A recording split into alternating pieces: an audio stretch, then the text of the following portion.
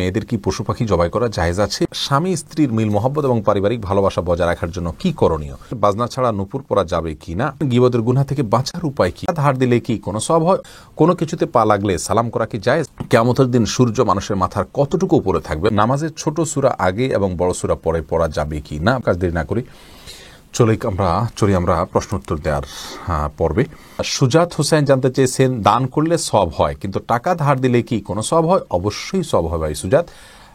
কোনো ক্ষেত্রে দানের চাইতে বরং লোন দিলে তার সওয়াবের পরিমাণ অনেক বেশি হয়। অতএব দান করলে যেমন সওয়াব হয়, মানুষকে হাওলাত দিলেও কিন্তু সওয়াব হয়। আজকাল লোন দিলে মানুষ ফেরত দিতে চায় না, নানামুখী সমস্যা হয়, সেজন্য গ্র্যান্ট হিসাবে, বন্ধক হিসাবে কোনো কিছু রেখে দিতে পারেন আপনি, কিন্তু লোন দেয়া অনেক বড় মাপের একটি ইবাদত এবং সওয়াবের কাজ করুন। রবিউল ইসলাম জানতে চেয়েছেন, কোনো কিছুতে পা লাগলে সালাম করা কি জায়েজ? না ভাই, কোনো কিছুতে পাও লাগলে সেখানে হাত দিয়ে সালাম করতে হবে। হাত দিয়ে যদি সালাম হয় না, ছুঁয়ে এটাকে সম্মান করতে কোনো কথা নেই।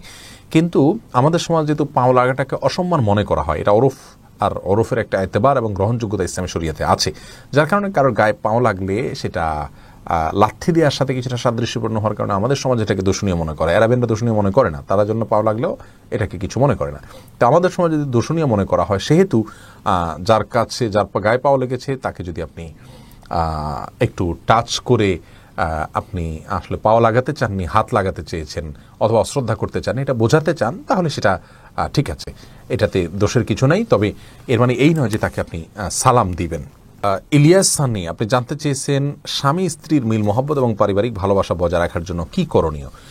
ভাই ইলিয়াস, স্বামী স্ত্রী মিল মহব্বত এবং পারিবারিক ভালোবাসা বজায় রাখার জন্য সর্বপ্রথম করণীয় হলো পরস্পরের প্রতি যে দায়িত্ব আছে, সেই দায়িত্বগুলো ইসলাম শরীয়তের দৃষ্টিকোণ থেকে যেগুলো আরোপিত হয়েছে সেগুলো সম্পর্কে জানতে হবে, 1 নম্বর কাজ।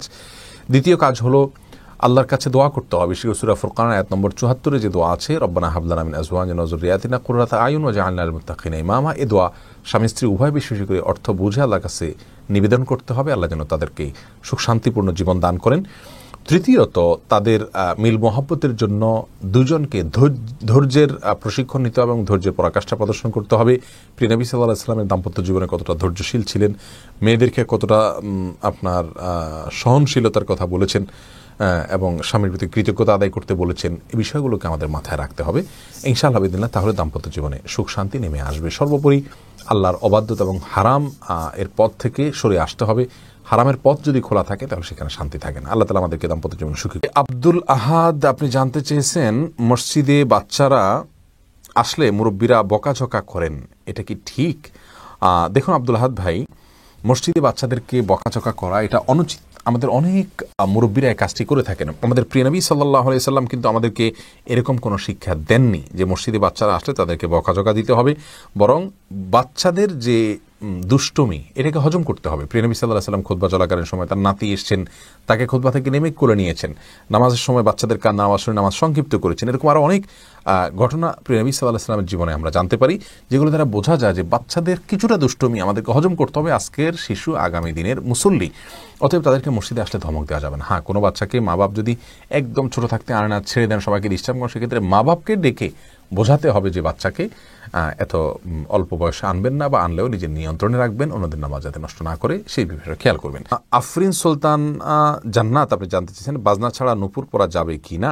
জীবন আপনি নুপুর পড়তে পারেন যদি সেটাতে বাজনা না থাকে এবং বাহিরে আপনি যখন পরে যাবেন সেটা আপনার পায়ে থাকতে পারে, কোনো অসুবিধা নেই। সাহাবায়ে কেরামের মধ্যে থেকে অনেকে নূপুর পরেছেন, অনেক মহিলা সাহাবীরা নূপুর পরেছেন, এরকমটি হাদিস দ্বারা স্পষ্টভাবে আমরা জানতে পারি। এরপরে এমডি মনিরুল ইসলাম জানতেছেন, গীবতের গুনাহ থেকে বাঁচার উপায় কি? ভাই মনিরুল ইসলাম, গীবতের গুনাহ অত্যন্ত জঘন্য গুনাহ, বান্দার হক খুবই জঘন্য গুনাহ, আর এটা আমাদের কাছে ঘি ভাতের মতো হয়ে গেছে। সকাল বিকাল দুপুর দিন রাত, বাসায় অফিসে রাস্তায় ঘাটে পরিচিত অপরিচিত সবার সঙ্গে আমরা অহরহ গীবত করে বেড়াচ্ছি। এটা মহামারী হয়ে গেছে। চোখের গুনাহ আর মুখ দ্বারা গীবতের গুনাহ, এগুলো আমরা সবচেয়ে পরিমাণে বেশি করি। আল্লাহ তাআলা আমাদেরকে হেফাজত করুন। এই গুনাহ থেকে বাঁচার উপায় হলো, যে ব্যক্তির সঙ্গে গেলে গীবত হয় তার সঙ্গ থেকে যথাসম্ভব দূরে থাকার চেষ্টা করা, হয়ে গেলে আল্লাহর কাছে লজ্জিত হয়ে মাপ চাওয়া। যে ব্যক্তির গীবত করে ফেলেছেন তার জন্য দোয়া করবেন, আল্লাহুম্মা গফির লাহু ওয়ারহামহু, নিজের ভাষায় দোয়া করবেন, আল্লাহ তার জন্য আপনি তাকে ক্ষমা করে দিন, তাকে আপনি মাফ করে দিন। অর্থাৎ যার গীবত করে ফেলেছি, আল্লাহ তার প্রতি আমি অবিচার করে ফেলেছি, সেই জায়গা থেকে তার জন্য আপনি ক্ষমা চাইবেন, ইনশাআল্লাহ বিসমিল্লাহ, সেটাই আপনার জন্য যথেষ্ট হবে।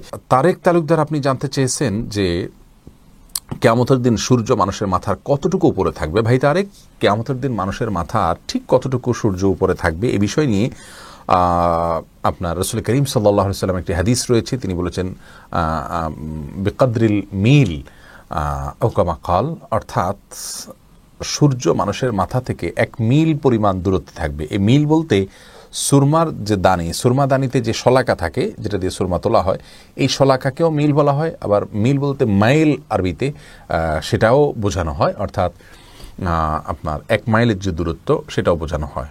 অতএব সূর্যটা মাথার এতটা কাছে থাকবে, এটি হাদিস দ্বারা প্রমাণিত। এখন এতটা কাছে থাকলে সব ছাই হয়ে যাওয়ার কথা, ভস্ম হয়ে যাওয়ার কথা কিন্তু হবে না। কারণ কিয়ামতের মহাপ্রলয়ের পরে যখন আল্লাহ তাআলা পুনরুত্থান করবেন, হাসরের পরে যখন মানুষকে পুনরায় জীবন দিবেন, এরপরে আর মানুষের মৃত্যু হবে না। রাসূল করিম সাল্লাল্লাহু আলাইহি ওয়াসাল্লাম বলেছেন যে প্রতীকী ছাগল এনে জবে করে দেয়া হবে এবং বলা হবে যে মৃত্যু নামক কোনো কিছু আর থাকবে না। এই ছাগলকে মৃত্যুর রূপ দিয়ে জবে করে দেওয়া হয়েছে এবং এর মাধ্যমে চিরকালের জন্য মৃত্যুর পথ বন্ধ হয়ে গেল। কারণ আর মৃত্যু হবে না। যে সুখে থাকবে চিরকাল সুখে থাকবে, অনন্ত অসীমকাল, অশেষ সময় পর্যন্ত। আর যে দুঃখে থাকবে সে অশেষ সময় পর্যন্ত জাহান্নামে ভোগ করতে থাকবে বা চলতে থাকবে বা বেঁচে থাকবে। তার কষ্ট হবে কিন্তু মৃত্যু হবে না। আল্লাহ রাব্বুল আলামিন সেরকম ধারণ ক্ষমতা মানুষকে দিয়ে দিবেন তখন। তো সূর্য এতটা কাছে থাকবে যেমনটি হাদিসে বর্ণিত হয়েছে। মহিবুর রহমান প্রান্ত, আপনি জানতে চেয়েছেন নামাজের ছোট সূরা আগে এবং বড় সূরা পরে পড়া যাবে কি না। ভাই মহিবুর রহমান প্রান্ত, এভাবে নামাজ পড়লে নামাজ হয়ে যাবে। যেমন সূরা ফাতিহা পাঠ করার পর আপনি সূরা কাউসার পাঠ করলেন, এরপরে সূরায় আপনি ফালাক পাঠ করলেন, অথবা শুরুতে আপনি সূরা ইখলাস পাঠ করলেন, এরপরে সূরা ওয়াইলুল লিকুল্লি পড়লেন। তাহলে সেক্ষেত্রে প্রথম রাকাতে ছোট সূরা, বড় রাকাতে বড় সূরা পড়লেন। এভাবে নামাজ পড়লে নামাজ হয়ে যাবে, টেনশনের কোনো কারণ নেই। তবে এইভাবে নামাজ পড়লে নামাজটা সুন্দর হলো না, এটা যথার্থ হলো না, সুন্নাহসম্মত উপায় হলো না। সুন্নাহ হলো প্রথম রাকাত অপেক্ষা দ্বিতীয় রাকাত একটু ছোট হবে এবং এভাবে আপনার এই পদ্ধতিতে আমাদেরকে সালাত আদায় করতে হবে। এটা হলো সুন্নাহ। এটার ব্যত্যয় করলে নামাজ হয়ে যাবে, বাট ইচ্ছাকৃতভাবে এরকম ব্যত্যয় করা উচিত নয়। রাসূল করিম সাল্লাল্লাহু আলাইহি ওয়াসাল্লাম বিভিন্ন হাদিস থেকে দ্বারা বর্ণিত হয়েছে যে তিনি সালাতের প্রথম রাকাতের কেরাত যতটুকু দীর্ঘ করতেন, তৃতীয় রাকাতের কেরাতকে তার চাইতে একটু কম দীর্ঘ করতেন। অতএব সেটা মেনে আমাদের সালাত আদায় করতে পারলে ভালো এবং সুন্নাহসম্মত হবে ইনশাআল্লাহ বিইذনিল্লাহ। আমরা নিশ্চয়ই চাইব আমাদের সালাতটা সুন্দর হোক। আল্লাহ তাআলা কোরআনে বলেছেন সালাতকে কায়েম করতে, অর্থাৎ যথাযথভাবে সুন্দরভাবে করতে। যার সালাত যত সুন্দর তার ঈমান, তার তাকওয়া তত সুন্দর। অতএব সুন্নাহসম্মতভাবে করার চেষ্টা করব, ইনশাআল্লাহ ব্যতিক্রম হলে নামাজ হয়ে যাবে। তামান্না ইসলাম সেতু, আপনি জানতে চেয়েছেন মেয়েদের কি পশু পাখি জবাই করা জায়েজ আছে? বোন, অবশ্যই জায়েজ আছে। মুরগি, হাঁস, এই জাতীয় পশু পাখি, গরু, এগুলো জবাই করার ক্ষেত্রে অনেক উদাহরণ আমাদের সমাজে আছে। যেমন ভাই বোন দুজন মিলে একসাথে গরু জবাই করতে পারবেন না শেয়ারে। তারপরে আপনার মেয়েরা গরু বা ছাগল বা কোনো পশু জবাই করতে পারবেন না। গোসল ফরজ অবস্থায় গরু ছাগল জবাই করা যাবে না। স্বামী স্ত্রী একজন ধরবেন একজন জবাই করবেন, এভাবে করা যাবে না। এরকম নানাবিধ কথা আমাদের সমাজে প্রচলিত আছে। এগুলো সবগুলো ভ্রান্ত ধারণা। ছেলেরা যেমন জবাই করতে পারবেন, মেয়েরাও কিন্তু সেভাবে আপনার জবাই করতে পারবেন। কোনো